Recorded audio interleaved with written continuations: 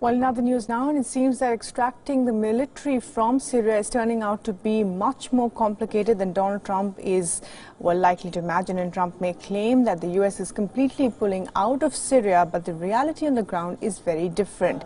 We're saying this because the United States is sending armored vehicles and combat troops into eastern Syria.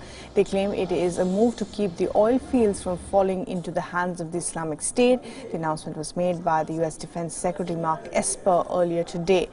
Esper issued the statement after meeting with the Turkish Defense Minister. The meeting took place in Brussels. Let's listen in to his statement. Ultimately, we always intended, as the President directed, to maintain a presence at the Antanf garrison. As I've said over the past several days, we are also considering how we might reposition forces in the area in order to ensure we secure the oil fields. We are now taking some actions, I'm not going to get into the details, to strengthen our position at Dar es-Zar to ensure that we can deny ISIS access to the oil fields, because we want to make sure that they don't have access to the resources that may allow them to strike within the region, to strike Europe, to strike the United States. So we are reinforcing that position. It will include some mechanized forces. Again, I'm not going to get into details.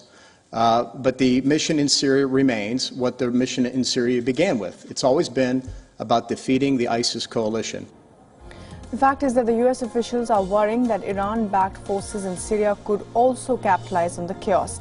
But let's not forget that the vacuum left by Trump's partial withdrawal has created an opening that Russia exploited by moving forces into the area. The Russian military police personnel continue to arrive in Syria to patrol the northeastern areas along the border with Turkey.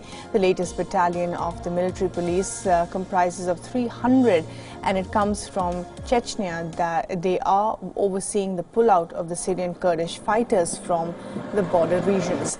Over 20 armored vehicles have also been airlifted for the mission.